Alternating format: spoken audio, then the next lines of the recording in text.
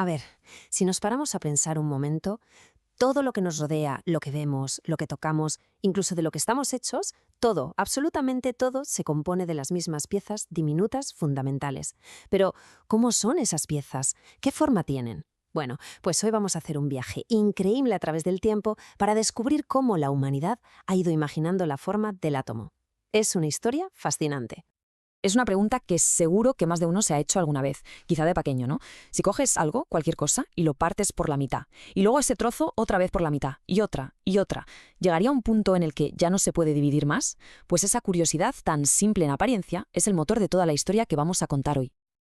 Vale, pues nuestro viaje arranca a principios del siglo XIX, concretamente en 1808, con un tal John Dalton. Dalton, que era un químico inglés, hizo algo genial. Rescató algunas ideas que ya tenían los antiguos griegos, las desempolvó y propuso la que se considera la primera teoría atómica científica de verdad. Vamos, que fue él quien puso los cimientos de la química moderna tal y como la conocemos. Básicamente, lo que Dalton propuso eran unas reglas bastante claras. Para él, los átomos eran como unas bolitas minúsculas, macizas, imposibles de romper. Y la idea era que cada elemento químico, como el oro o el hierro, tenía su propio tipo de átomo, único, ¿sabes?, con su propia masa y sus propias características. Y lo más importante, que estos átomos se combinaban entre sí de formas muy concretas, muy predecibles, para formar todo lo que existe. Para que nos hagamos una idea, era como si todos los átomos de cobre fueran clones perfectos. Imagina una caja llena de canicas exactamente iguales. Pues eso. Pero claro, esas canicas de cobre eran totalmente distintas a las canicas de azufre, por ejemplo. Parece simple, ¿verdad? Pues para la época fue una auténtica revolución. Cambió las reglas del juego. Y ojo que esta idea del átomo como una bola maciza e indivisible se mantuvo como la verdad absoluta durante casi 100 años. Casi un siglo. El átomo era la pieza final del puzzle, lo más pequeño que existía. Punto. Pero la ciencia nunca para quieta, ¿verdad? Y estaba a puntito de descubrir que dentro de esa diminuta esfera se escondía todo un universo por explorar. Y aquí damos un salto en el tiempo hasta 1897. El protagonista ahora es el físico J.J. Thomson. Thomson estaba haciendo experimentos con una cosa llamada rayos catódicos y de repente, ¡zas!, descubre algo increíble. Una partícula con carga negativa que era muchísimo, pero muchísimo más pequeña que un átomo. Y lo más loco de todo es que la había encontrado dentro del propio átomo. Acababa de descubrir el electrón. Claro, esto era un rompecabezas. A ver, si el átomo tiene dentro estas partículas negativas, los electrones, pero sabemos que el átomo en su conjunto es eléctricamente neutro, ¿dónde narices estaba la carga positiva para compensar? Thomson tuvo una idea muy gráfica. Se lo imaginó como un pastel de pasas. Pensó él una especie de masa o esfera con carga positiva y ahí, incrustados, como si fueran pasas, estarían los electrones negativos. Así, todo cuadraba. Oye, pues el modelo del pastel de pasas tenía su lógica, ¿eh? Explicaba lo del electrón y mantenía el átomo neutro. Pero, ¿era así de verdad? En ciencia, las ideas hay que demostrarlas. Y el experimento que se diseñó para poner a prueba este modelo, bueno, digamos que iba a cambiarlo absolutamente todo. Para siempre. Vale, nuevo salto, 1909. Entra en escena Ernest Rutherford. Él y su equipo se propusieron confirmar el modelo de Thomson. Querían ver si era cierto. Y para ello diseñaron un experimento que a priori parecía sencillo. Iban a bombardear una lámina de oro finísima, pero finísima, con partículas de carga positiva. La lógica era aplastante. Si el átomo era como ese pastel de pasas de Thomson, esas partículas positivas debían atravesar la lámina de oro como si nada, o desviándose poquísimo. Imaginad disparar una bala contra un bizcocho, pues algo así.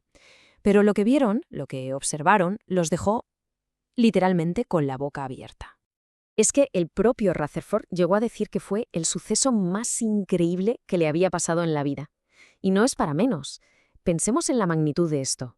No es que tuvieran que hacer un pequeño ajuste al modelo, no, fue una revelación que echaba por tierra todo lo que creían saber. Estaban presenciando algo que, según las leyes de la física que conocían, simplemente no debería estar pasando. Los resultados eran una locura. A ver, la inmensa mayoría de las partículas pasaban de largo, limpiamente, como si la lámina de oro no estuviera ahí. Esto solo podía significar una cosa: el átomo estaba prácticamente vacío. Pero entonces, ¿qué pasaba con esas poquitas que se desviaban un montón? ¿O las que increíblemente rebotaban hacia atrás? Rutherford lo describió a la perfección. Era tan sorprendente como si dispararas un proyectil de artillería contra una hoja de papel de seda, y rebotara, y te diera a ti. Para explicar algo tan raro, Hacía falta una idea completamente nueva, revolucionaria. Rutherford propuso lo siguiente. Casi toda la masa del átomo, y toda su carga positiva, tenía que estar concentrada en un punto central diminuto y superdenso. A eso lo llamó el núcleo. ¿Y los electrones? Pues los electrones estarían girando a su alrededor a una distancia enorme, en ese inmenso espacio vacío. Vamos, como si fuera un sistema solar en miniatura. Este modelo planetario era genial, una pasada, pero tenía un fallo garrafal, un problemón.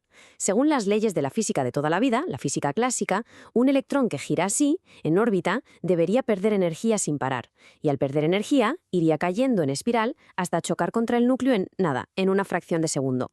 O sea que los átomos no deberían ser estables, no deberían ni existir. Y justo aquí, cuando parecía que todo se venía abajo, aparece nuestro siguiente protagonista.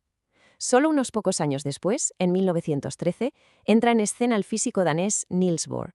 Y para salvar al átomo de este colapso inevitable, Bohr propuso una idea loquísima, que rompía con todo lo anterior e introducía las reglas de un mundo nuevo y extraño, el mundo cuántico.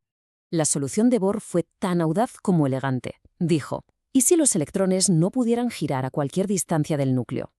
¿Y si solo tuvieran permitido estar en unas órbitas muy concretas, unos niveles de energía especiales, donde por alguna misteriosa razón cuántica no pierden energía y no se caen? Es como una escalera. Se puede estar en el primer peldaño, o en el segundo, o en el tercero, pero no flotando en medio. Pues lo mismo con los electrones. Pero es que Bohr no se quedó ahí, fue más allá, y propuso que esto seguía unas reglas, como un sistema de organización para los electrones. Cada una de esas órbitas permitidas, o capas, solo podía albergar a un número máximo de electrones. Y muy importante, estas capas se van llenando en orden, siempre desde la más cercana al núcleo hacia las más lejanas. Vamos a verlo con un ejemplo para que quede más claro, ¿vale? Cojamos el átomo de sodio. Tiene 11 electrones. Pues según las reglas de Bohr, los 2 primeros electrones van a la primera capa, que es la más pequeña y ya se llena. Los siguientes 8 ocupan la segunda capa, que también queda completa. ¿Y qué pasa con el que queda? Pues ese electrón número 11 se tiene que ir él solito a la tercera capa. ¿A que es un sistema ordenado y elegante? Perfecto. Ahora que ya tenemos un modelo mucho más completo, con sus protones, sus neutrones en el núcleo y los electrones en sus órbitas, podemos responder a una pregunta clave, una pregunta fundamental.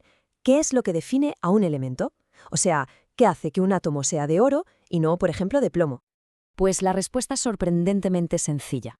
Todo se reduce a un único número, el número atómico, que se representa con la letra Z. Y este número no es más que la cantidad de protones que hay en el núcleo. Ya está, así de simple. Cada elemento tiene un número de protones que no tiene ningún otro. El hidrógeno tiene 1, el helio 2, el litio 3, y así con todos. Es literalmente su DNI, su carné de identidad.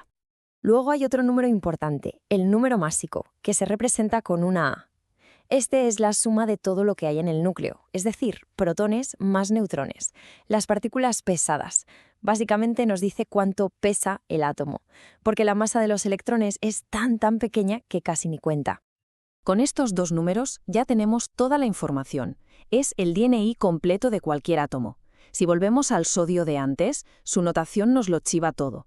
El numerito de abajo, el 11, es su número atómico. Nos dice, ¡hey! Tengo 11 protones, soy sodio. Y el de arriba, el 23, es el número másico. Nos dice que en el núcleo hay 23 partículas en total. Así que una resta súper sencilla, 23 menos 11, nos revela que tiene 12 neutrones. Como hemos podido ver en este viaje, la idea que tenemos del átomo no apareció de repente por arte de magia.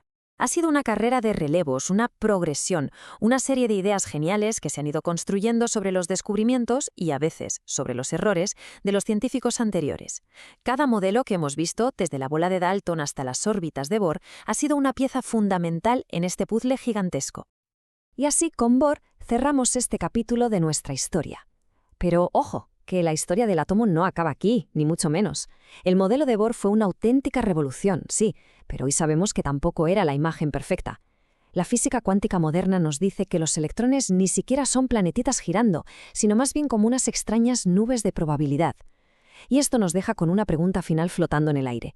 Si cada modelo ha sido solo una aproximación, una imagen cada vez mejor, pero nunca definitiva, ¿llegaremos algún día a saber cómo es, de verdad, un átomo? Como siempre pasa en la ciencia, la búsqueda no ha hecho más que empezar.